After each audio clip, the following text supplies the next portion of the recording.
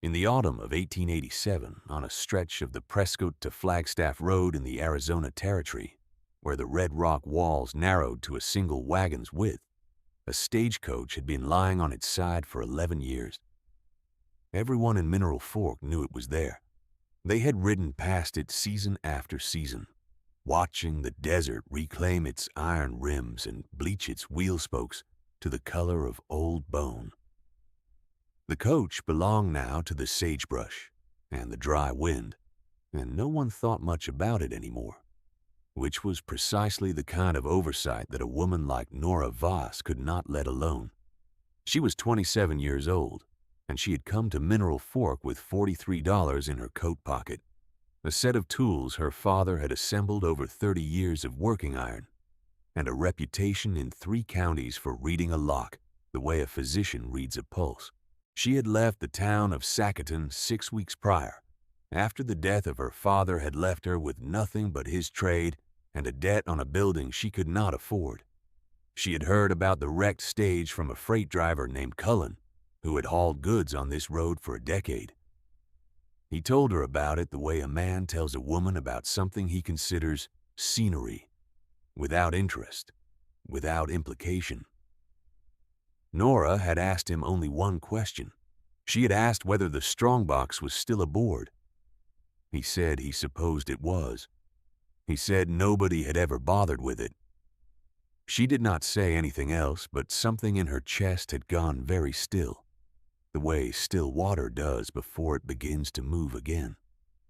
If you have ever passed something 100 times without truly seeing it, you understand what the people of Mineral Fork had done with that stage.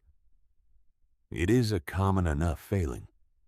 The mind maps the familiar and stops looking. Some objects do not forgive being overlooked, and some women are constitutionally unable to let a sealed thing stay sealed. Nora arrived in Mineral Fork on a Wednesday in late October, when the nights already carried a cold that came down off the Mogollon Rim like a slow tide. She took a room at the lodging house run by a widow named Pearl Hote, who asked few questions and offered strong coffee, and who told Nora, when she inquired, that the wrecked stage sat in the canyon narrows about 4 miles east on the old territorial road. Pearl said it had been there since the autumn of 1876. She said the line that owned the coach had gone out of business 2 years after the wreck, and that nobody had ever filed proper paperwork on the salvage. That last detail was the one Nora carried with her to bed that night, turning it over in her mind the way she turned a lockpick, feeling for the point where resistance gave. The wreck had happened on a Thursday in November of 1876. Nora had learned this from the old copy of the Yavapai Courier that Pearl produced from a trunk, its paper yellow and brittle at the edges. The report was brief. The stage had been taken on the canyon road by 4 armed men. The driver and a Wells Fargo messenger had been ordered down at gunpoint. The messenger reported that the men had attempted to open the Strongbox and had failed. They had taken 2 passenger bags, a money belt from a drummer from Cincinnati, and a pocket watch from a retired Army officer. Then they had spooked the horses, and the stage had gone over the edge of the road and settled in the canyon bottom on its side, where it remained. The Strongbox, still locked, went down with it. The 4 men were never caught. The Strongbox was never retrieved. Nora read the account twice, slowly. She put the paper down on the table beside the oil lamp and sat with her hands flat on the worn wood surface for a long time. The men had failed to open the Strongbox. They had taken what was loose and easily carried and fled. That was a practical decision, the decision of men who understood their own limitations.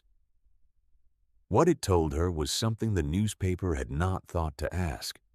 If trained road agents, men who worked this kind of theft for a living, could not open that box in the time they had, then the lock on it was not a standard Wells Fargo 6-lever. It was something else. It was something that required a particular knowledge, Her father, Ezra Voss, had spent 4 years in the 1860s working for a company that manufactured lock hardware in Cincinnati. The company was called Halcott and Byron, and it produced 11 distinct lock models for commercial and institutional clients, from bank vault mechanisms to Strongbox hardware for express lines operating in the Western Territories. Ezra had begun as a machinist on the production floor and had ended by the time the company was sold and restructured in 1869, as one of 3 men who understood the full mechanical logic of every model the firm made. He had left with his tools and his notes and a mind full of mechanisms that no catalog described, because Halcott and Byron had never published technical documentation of the kind that competitors or copyists could use. The knowledge lived in the hands of the men who had built the things, and when those men scattered, the knowledge scattered with them. He had come west with his wife the following year and had opened his locksmith shop in Sacaton, and he had taught Nora from the time she was old enough to hold a pick without dropping it. He was not a sentimental teacher. He did not praise work that was merely adequate. He showed her a mechanism once and expected her to understand it, and when she failed to understand, he showed her again without comment, from a different angle, until she saw what he was showing her. He had drawn the 37 designs in a composition book with careful pencil lines, labeling each component by name and function, and he had made her reproduce the drawings from memory until the drawings lived in her hands as much as in her eyes. He had named the firm's clients. He had named the contracts. He had named the specific territories and lines that had purchased the Class 7 model, which was Halcott and Byron's most sophisticated Strongbox lock, designed for high-value freight on routes where the risk of attempted theft was high, and the time an agent might have to work the mechanism was brief. The Class 7 was the company's answer to that problem, a lock that took longer to defeat than any route agent would have on a roadside. He had died in February of 1887, and his tools had come to Nora in a canvas roll, and the building he had rented for 30 years had been claimed by creditors within a month of his death. And Nora had left Sacaton with the tools and the $43 that remained after the debts were settled, which was everything she had. If the lock on that Strongbox was a Class 7, then Nora was the only person within several hundred miles who knew how to open it without destroying what was inside. She was on the canyon road by first light. The stage lay exactly where Pearl had described, at the base of a short drop from the roadbed, wedged between 2 sandstone boulders at an angle that had kept it from rolling further. 11 years of desert wind had filled the seams with fine red dust. The canvas siding had shredded and faded to near nothing. The iron strapping on the body had gone to deep rust, the color of dried blood, with white mineral deposits running in lines from each bolt hole like old tears. The wheels on the upper side were intact. The wheels on the lower side had collapsed inward years ago. Cholla cactus had grown up through the broken driver's box. Nora stood on the road above and looked at it for a full minute before she descended. She came down the slope carefully, her boot soles finding purchase on the loose shale, her satchel across her body. The morning light was coming in low from the east and throwing the canyon wall into warm relief, touching the rust on the stage's iron fittings and making them glow like embers. She reached the wreck and laid one hand on the iron strapping of the body. The metal was cold and gritty under her palm. The Strongbox was still there. She could see it through the gap where the canvas had pulled free, a dark shape inside the tilted body of the coach, wedged against the lower wall. It had shifted in the fall and come to rest at an angle, but it had not broken open. 11 years in the desert, and it had not broken open. That, too, told her something. A lesser box would have cracked its hinges on the impact. This one had held. Whatever Halcott and Byron had built for this contract, They had built it to last. She spent the rest of that morning working the box free. It was heavier than she had expected, perhaps 90 pounds, and the position of the coach made leverage difficult. The Strongbox had come to rest in the low corner of the tilted coach body, pressed against the wall by its own weight and by whatever settling the wreck had done in 11 years of heat and freeze and desert wind. She could see through the gap in the canvas that the iron mounting bracket that had once bolted it to the floor of the coach had sheared at the base, which explained why the box had shifted at all during the fall. The bolt holes in the bracket were stripped and expanded. It had been a clean shear, not a gradual one, which meant the impact of the wreck had done it in a single moment, and the box had not moved since.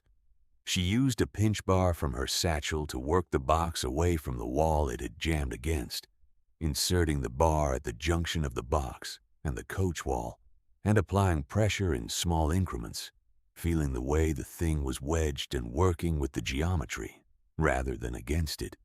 The pinch bar's iron was cold against her palms. She worked for an hour before the box shifted enough to give her room to reposition her feet and apply her weight from a better angle. She used a length of rope she had brought coiled over her shoulder to rig a simple hoist off the stagecoach's iron luggage rack, which had survived the fall intact and was still bolted firmly to what had been the roof of the coach and was now its uppermost side. The hoist was not elegant, but it was sound. She threaded the rope under the box and looped it twice over the rack bar and pulled the slack through with her hands, then braced her boots against the lower door frame and leaned back, using her whole body as the counterweight. The box came free with a sound that was not quite a crack and not quite a scrape, a sound 11 years in the making. She lowered it by degrees, hand over hand, down through the gap in the canvas and out through the lower door frame. It took the skin off 2 knuckles against the door hinge, and she noted this without stopping. She worked without hurry, methodically, resting when her hands cramped, observing the problem from new angles when one approach failed. The desert around her was silent except for the thin sound of wind threading the canyon. Once, a pair of ravens passed overhead and called to each other, and she looked up at them briefly, and then returned to the work. By midday, she had the box on the floor of the canyon, upright in the sun. She sat down on a flat rock beside it and drank from her canteen and studied the lock. It was a Halcott and Byrne. She was certain of it within 30 seconds. The escutcheon plate had the manufacturer's mark, a small cast H overlapping a B, barely legible under the rust, but present. The keyhole was the narrow oval form that Halcott and Byrne had used exclusively on their Class 7 design. Her father had explained the mechanism to her 15 years ago, sitting at the workbench in his shop in Sacaton with a disassembled example before them. The Class 7 used a spring-loaded false gate, her father had said. An ordinary locksmith would feel the false gate engage and conclude the lock was picking correctly. It was not. The false gate triggered a secondary tumbler that seized the bolt in place. Picking it with standard tools in the standard sequence would accomplish nothing except wear out the tools. The correct approach was to address the secondary tumbler first, through the lower register of the keyhole, with a specific narrow follower pick that most locksmiths did not carry. He had made her one himself from clock steel, and she kept it in its own leather sleeve in her satchel. He had called it patient work. He had meant it as a compliment. She took the follower pick from its sleeve and began. The lock was stiff. 11 years of grit and temperature change had tightened every moving part. The escutcheon plate had a film of fine red dust across it, and she cleaned it with a corner of her bandana before she inserted the follower pick, because her father had taught her that a clean working surface was not a nicety, but a necessity. That a single grain of grit in the wrong place could give you false information about a mechanism and lead you to apply force in the wrong direction. She cleaned the keyhole as well, using a thin wire she carried for the purpose. The dust that came out was the color of the canyon walls, dry and rust-colored and fine as flour.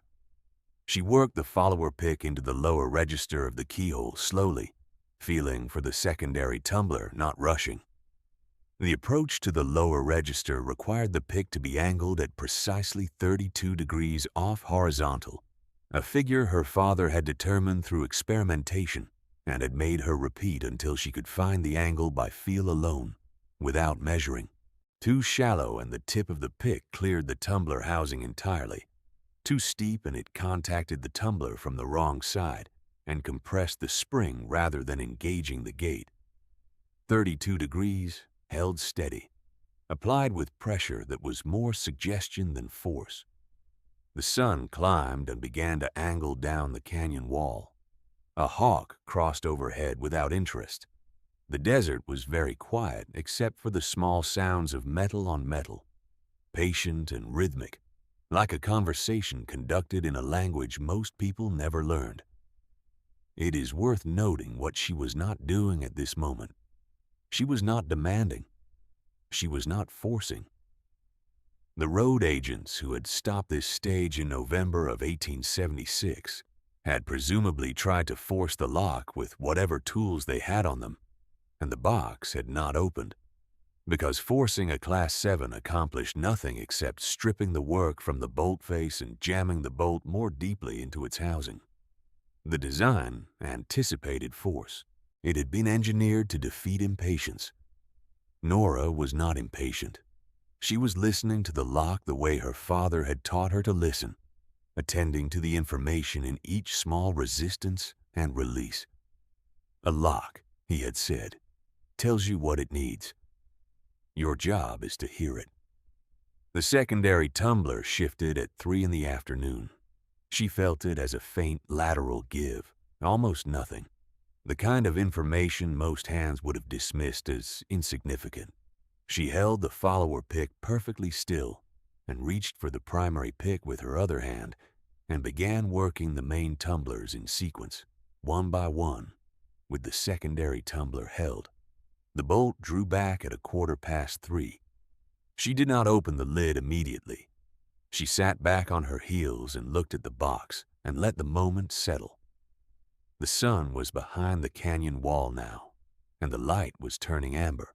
The lock, which had defeated 4 armed men and an entire industry of incurious passers-by, had given way to the right knowledge, applied with patience. She lifted the lid. The contents were not what she had expected, which was a sum of currency or gold coin in transit.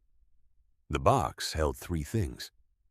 A cloth money bag that proved, when she opened it, to contain $412 in banknotes, dry and intact.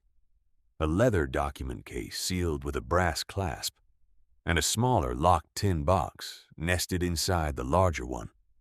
She opened the document case first. Inside were 7 sheets of paper. The top sheet was a letter, written in a precise hand on letterhead from the Yavapai County Land Office, dated October 31st, 1876, 3 weeks before the wreck. The letter was addressed to a man named Theodore Crail, identified as the regional manager of the Arizona Mineral Survey Company. The letter stated that the undersigned, a deputy surveyor named Albert Prynne, had discovered evidence of deliberate falsification in 4 land surveys submitted by the survey company to the Territorial Land Office between 1873 and 1876. The falsifications pertain to mineral claim boundaries in the Bradshaw Mountain District. The letter named 3 families by name. They were the Soto family, the Harwick family, and a man named Owen Dray, all of whom had filed original claims in the district, and all of whom had been displaced when the survey company's redrawn boundaries had been accepted as authoritative by the territorial recorder. The remaining 6 sheets were copies of the original survey documents, with the falsified portions annotated in Prynne's careful hand, showing exactly where the boundary lines had been shifted and what those shifts had accomplished. The annotations were methodical and specific. They constituted, taken together, a complete demonstration of the fraud. The letter had been placed in the Strongbox, Nora understood, because the Strongbox was the safest place its author knew to put it. Deputy Surveyor Prynne had been sending this evidence to someone in Prescott, perhaps a territorial official, perhaps a lawyer. He had trusted the stage line because the stage line's Strongbox could not be opened by ordinary means. He had not anticipated the wreck, and he had not anticipated that the box would lie in a canyon for 11 years. And he had not anticipated that the man he was sending it to might be dead by the time it arrived. But the annotations were intact. The copies of the surveys were intact. The evidence had waited, sealed and patient and undisturbed, for the person who could open it. She sat in the canyon until the amber light faded and the first stars appeared over the canyon rim, reading the documents twice through from first page to last. The annotations in Albert Prynne's hand were the work of a careful man.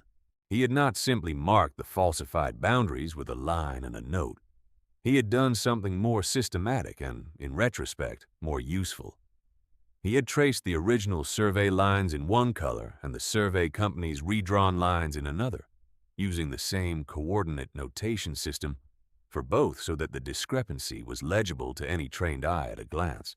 He had noted the dates on which the redrawn boundaries had been submitted to the territorial recorder and cross-referenced them against the dates on which the original claimants had last filed objections, creating a timeline that showed, step by step, how the institutional machinery had been used to process and legitimize a theft conducted on paper, in offices, with instruments of authority. No one had been robbed at the point of a weapon. The weapon had been a surveying instrument and a ledger entry, and the weight of official documentation applied to a group of people who had no access to countering documentation of their own. Prynne had understood this. The care of his annotations suggested he had understood it for a long time and had been waiting for a moment when the evidence would be sufficient to compel a review, rather than merely assert one. His letter to Theodore Crail in Prescott had apparently been his attempt to create that moment. What Crail had been to Prynne she could not know from the letter alone. An ally, perhaps a friend. The letter's tone was formal but not impersonal, the tone of a man writing to someone he trusted with something that had cost him. She sat in the canyon until the amber light faded and the first stars appeared over the canyon rim, reading the documents twice through from first page to last.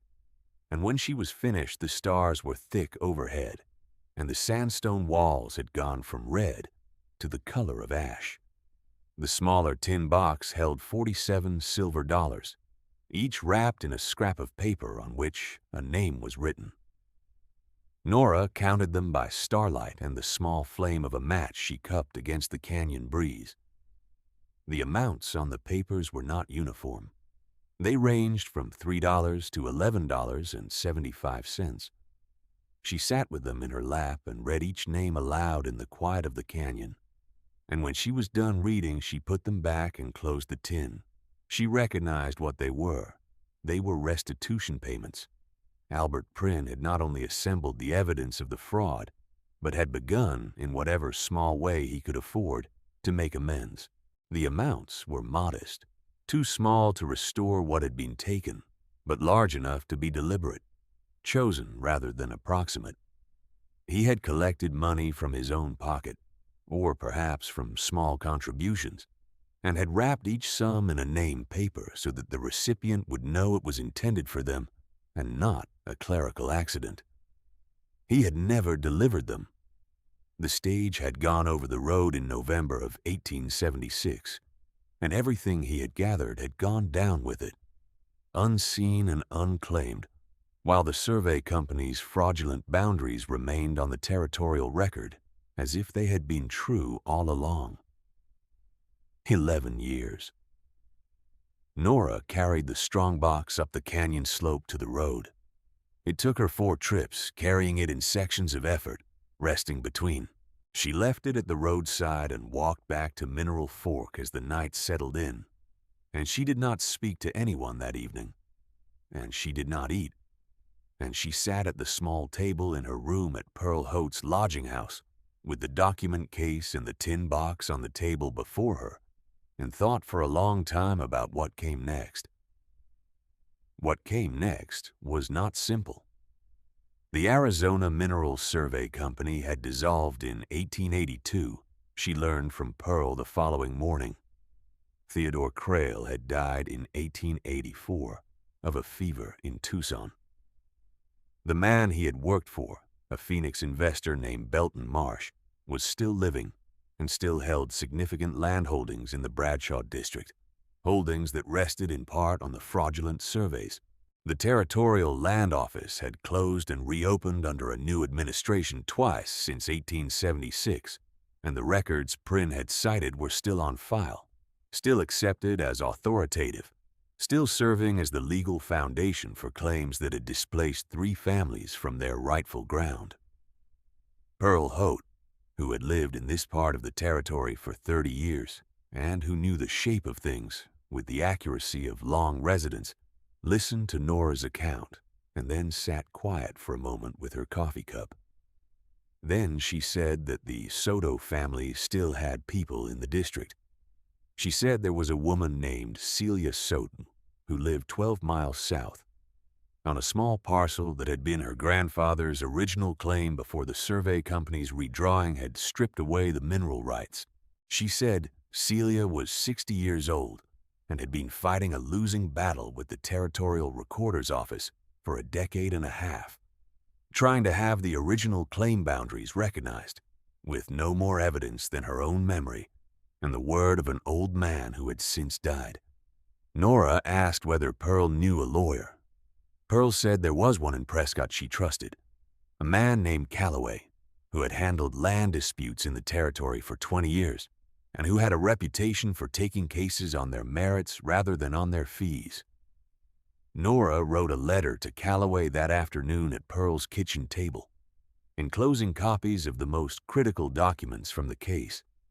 She had brought paper and ink in her satchel, along with her tools, because her father had taught her that in matters of record, the pen was the instrument that made the hand's work permanent.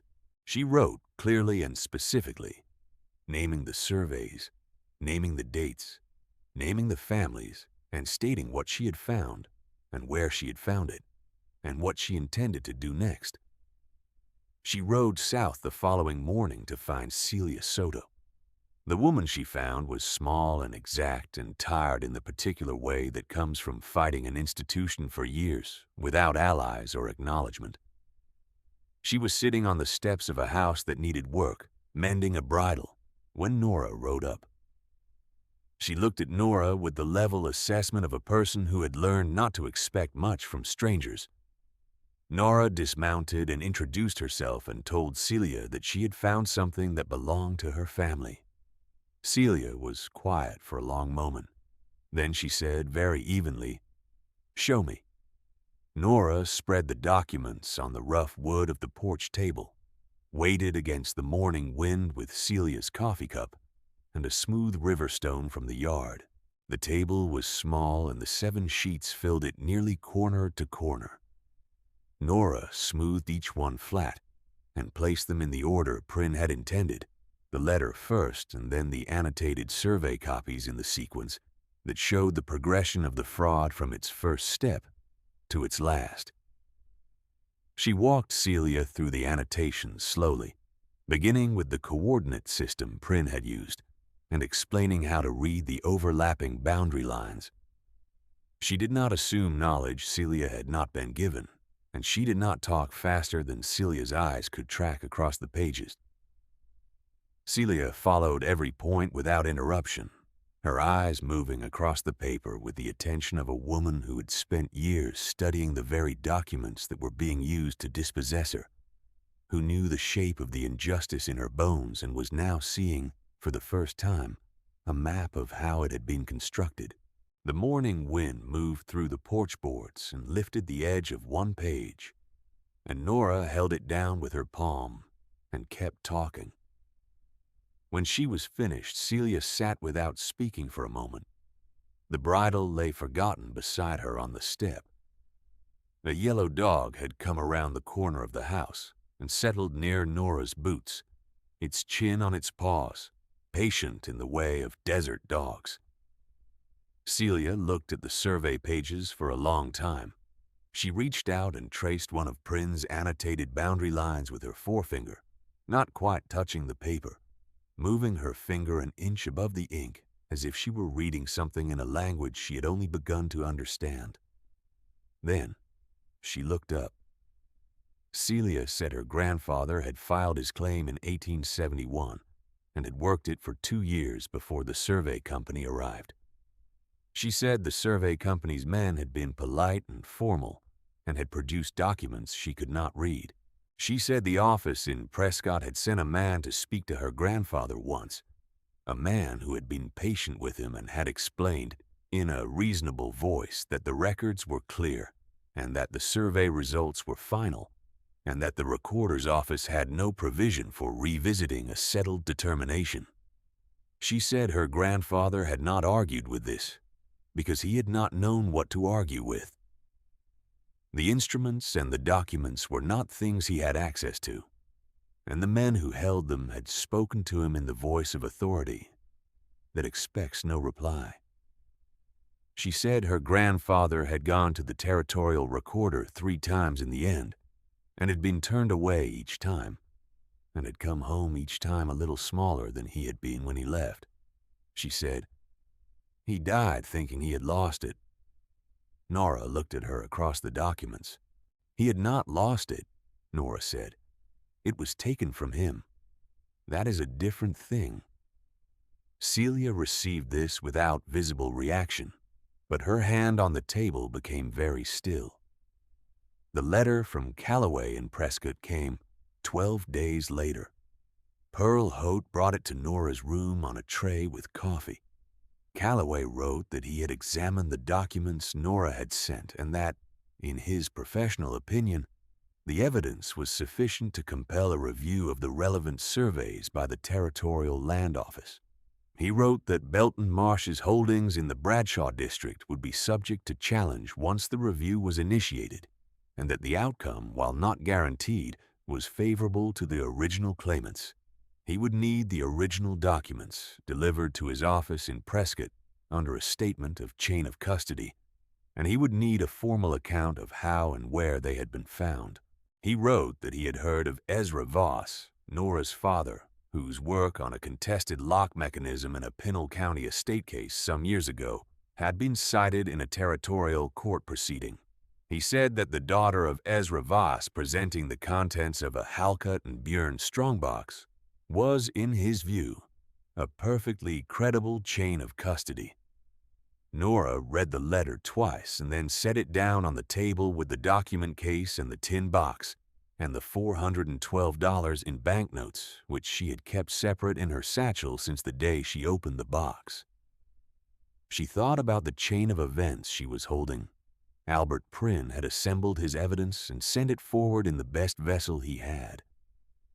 The vessel had been stopped and had fallen, and the evidence had waited in the dark, undisturbed, because the people who stopped the stage had not been able to get inside what they most needed to open. And the people who knew the stage was there had driven past it for 11 years, without wondering why the box was never claimed, which meant that the knowledge and the evidence had waited for her specifically, for the daughter of the man who had learned the lock. That is how justice sometimes travels, not in a straight line, not on schedule, through a daughter who knows what her father taught her, across 11 years of desert silence, arriving at the moment it was needed precisely because it had been sealed against the wrong hands. She wrote her account for Calloway that evening, setting down every detail with the precision of a survey, beginning with the date of her arrival in Mineral Fork, the source of her information about the wreck, the specific location on the canyon road, the condition of the stage, the method by which she had extracted the strongbox, and the process by which she had opened the lock. She described the Class 7 mechanism and the follower pick and the secondary tumbler in terms a territorial court could follow if needed. She described the contents in full, item by item, with measurements and conditions. She folded and sealed the account with Calloway's letter and the original documents together. She kept the tin box of silver coins out. The Harwick family, Pearl told her, had left the territory altogether in 1879. Their people were in New Mexico now, scattered and mostly unlocatable. The money set aside for them in Prin's tin would go to Calloway's account against his fees, which he had offered to reduce if the recovery proved partial. But Celia Soto was 12 miles south, and Owen Dre had a son named Marcus who ran a livery in Chino Valley, 40 miles west. Pearl knew this because Pearl had been keeping track of such things for 30 years, out of a habit of paying attention that her neighbors mistook for gossip. Nora rode to Chino Valley on a gray morning when the sky over the Bradshaws was the color of iron filings. She found Marcus Dre at the livery, a heavy-set man of 40 with his father's broad forehead and the particular wariness of someone who has been disappointed by official processes enough times to stop initiating them.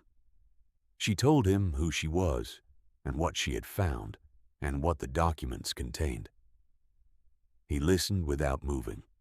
He stood with his hands at his sides in the entrance of the livery, and the smell of hay and horse and iron came out past him, and the wind moved through the cottonwoods along the road. She gave him his father's name on a scrap of paper in Prin's handwriting, and $11.25 in silver, which was what the tin had recorded.